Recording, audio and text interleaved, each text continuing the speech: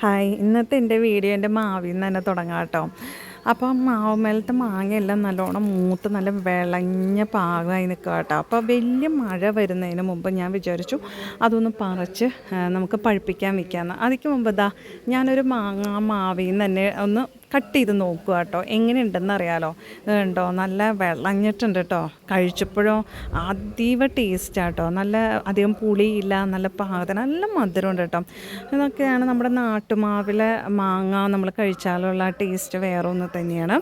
അപ്പം ഇതിലെ മാങ്ങയെല്ലാം ഞാൻ പറിച്ച് വെക്കാം കേട്ടോ, കാരണം ഇത് താഴെ മുട്ടിക്കിടക്കുന്നതുകൊണ്ട് വലിയ മഴ വന്നു കഴിഞ്ഞാൽ അത് ചീത്തയായിപ്പോവും.